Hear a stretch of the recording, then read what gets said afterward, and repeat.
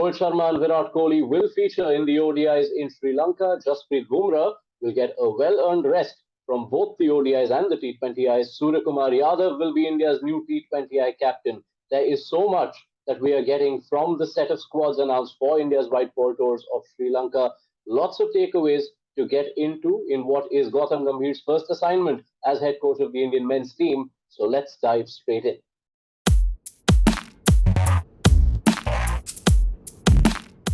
One common theme to both the squads, which is a new vice captain. Shubman Gill has been appointed as vice captain for both the ODIs and the T20Is in what could be the first statement of India anointing a future long-term leadership option. Now, Gill's appointment as vice captain comes after his first stint as an international captain. He, remember, led the Indian side in the T20I series in Zimbabwe, where they won 4-1. That was his first international assignment in a leadership capacity, having earlier this year taken on a leadership role at Gujarat Titans in IPL 2024. This elevation for Gill is interesting because if you look at both the squads, the T20 squad still has someone like Hardik Pandya, who was vice captain at the T20 World Cup. When you look at the ODI squad, it still has a KL Rahul, who has been vice captain in the past, who in fact led India on their most recent ODI assignment, which was the series in South Africa late last year. So Gill's elevation in both formats is the clearest indicator that India have identified Gill as a man who is potentially going to succeed your present leaders. Rohit Sharma, of course, is continuing as ODI captain. He has been confirmed that he will lead India at the 2025 Champions Trophy, but how much longer does he play after that is up for anyone to guess. So Shubman Gill, you could say, has been anointed as India's future long-term leadership option. Now, when we look at the T20I side, it includes 9 members who were present on that tour of Zimbabwe, where India, of course, got to field a lot of youngsters, given the high-profile retirements, as well as the rest that was offered to a lot of the players who featured at the T20 World Cup. But 2 names that miss out are Ahishek Sharma and Ruturaj Gaikwad. Gaikwad has been around the setup for a while. He got to bat thrice in that 5-match series in Zimbabwe, had a 77 not out in the second game, where he also had a big partnership with Ahishek Sharma himself. Ahishek was given a debut in the opening game in Zimbabwe, got out for a duck, but followed it up with a 46-ball 100 in what was just his second game.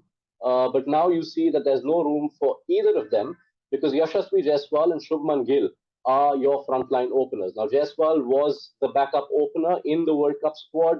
Shubman Gill had made that trip to the World Cup as a reserve batting option. So India are clearly following that same pecking order. Rohit Sharma and Virat Kohli are gone. Jaiswal and Gill were the ones identified as the next best in line for the World Cup. Staying with the T20I squad, it may surprise some to see that there is no Kuldeep Yadav in that 15 for the tour of Sri Lanka. But India have decided to keep Ravi Bishnoi as the only specialist wrist spin bowling option. Now, this is not a case of Kuldeep being dropped or rested because Kuldeep Yadav doesn't really have to prove anything. You saw what he did at the World Cup, 10 wickets in the 5 matches he played. But India do know that when you go in for these series, it's hard to find space for 2 frontline wrist spinners, especially given that a lot of their spin bowling options are covered by the all-rounders, the likes of Axar Patel, Washington Sundar, who are both likely to feature and have important roles to play in India's T20I combination.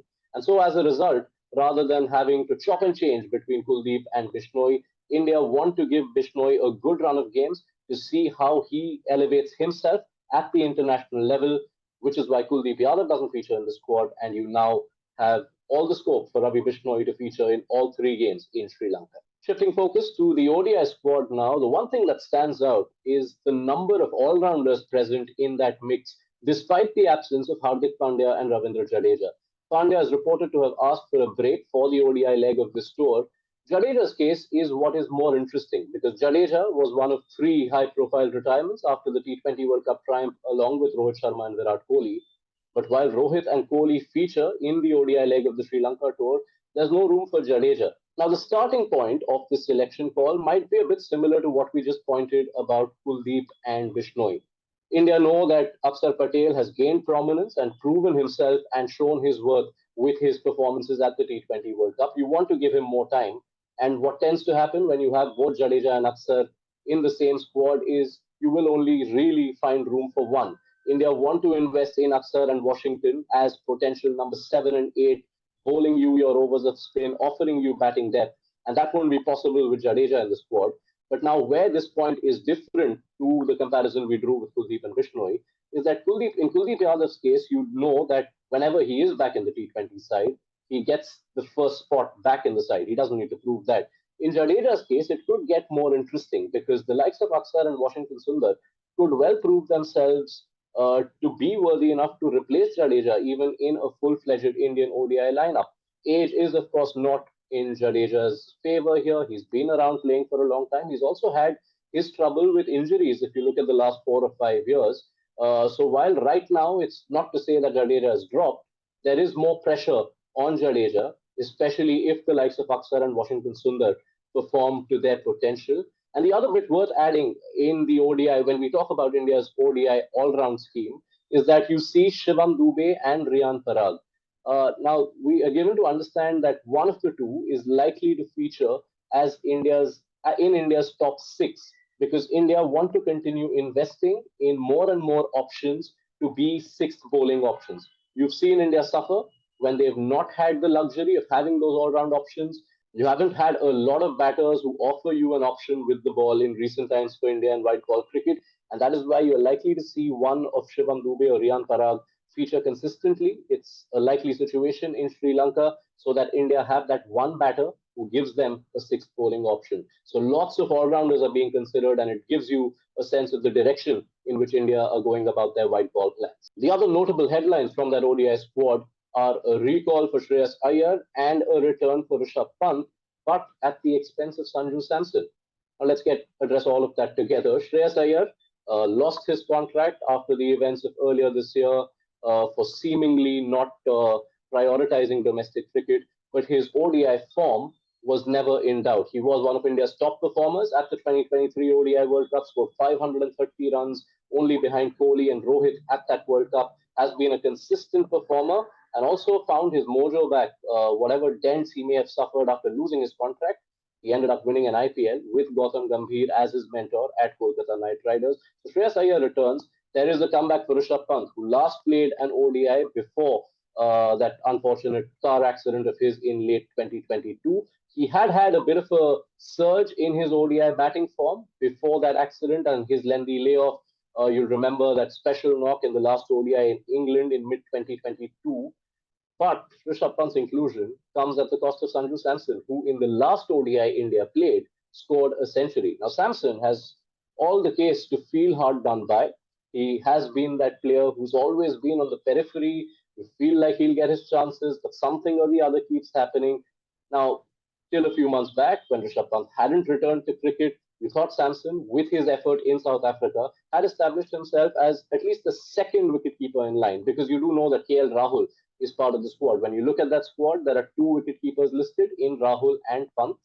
But now with Pant back and having proved his fitness in the IPL, then at the World Cup, he comes back into the ODI side, and you honestly have to feel for Sanju Samson as to what he can do to get a continued run in any of India's white ball setups. The bit that will be interesting to see, however, is who actually makes it to the playing 11, because if you consider what we just discussed about India possibly wanting to try an all-rounder at number 6, you're realistically left with two slots at number 4 and 5, and you've got three competitors for that now in this squad. KL Rahul, who you think is the incumbent because his ODI form has been brilliant over the last year or so, ever since he returned from a long injury layoff.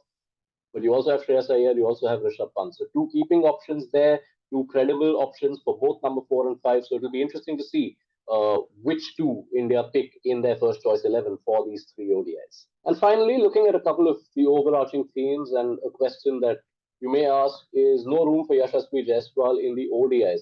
Now, that may be linked to what you can see as a bit of a common thread in the approach that India have taken, where when you have like-for-like options in a short series of 3 games, you don't want to end up, for lack of a better term, wasting time on the bench. Now, you know that in an ODI setup, where Rohit Sharma, Shubman Gill, and Virat Kohli feature, they are going to be the top three, which means there's no room for Yashasvi Jaiswal to play. And it's a short series. And also important to point out that this is only one of two ODI series that India have lined up presently going into the Champions Trophy early next year. There's this series, and there are 3 ODIs India slated to play against England.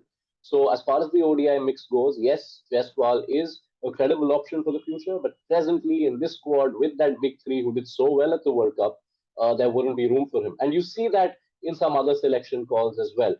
Not picking Kuldeep in the T20s so that Bishnoi, as the sole wrist spin option, gets a good run of 3 games. Not picking both Jadeja and Axar because their roles can tend to conflict with each other. So that's why you get to give Axar and Washington Sundar 3 clear games with no Jadeja around. So you see that as a theme which is quite commendable in the makeup of the squad. The other bit, of course, is that presence of all-rounders, which we've touched upon. India is stressing on potentially looking to give as much of a chance to as many all-round options to sort of build that depth in a pool which India have fallen short on in recent years in the past.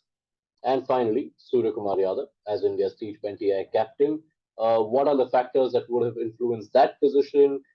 Giving Suryakumar Yadav the captaincy ahead of Hardik Pandya, who was vice captain at the T20 World Cup. There's a lot that could go behind that. But when it comes to identifying a new leader, one of the things that's sure to have worked in Suryakumar Yadav's favor is that the selectors and the management probably had the most confidence that this is a new leader who is least likely to see his own gameplay affected by that burden of captaincy. We've seen that afflict a lot of young Indian leaders in the IPL. You can think of Shubman Gill, you can think of Rishabh Pant when he first got the captaincy in the IPL, KL Rahul, it's been a recurring feature for him.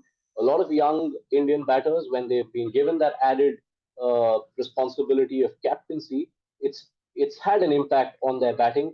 India know that Suryakumar Yadav is one guy whose batting will not be affected.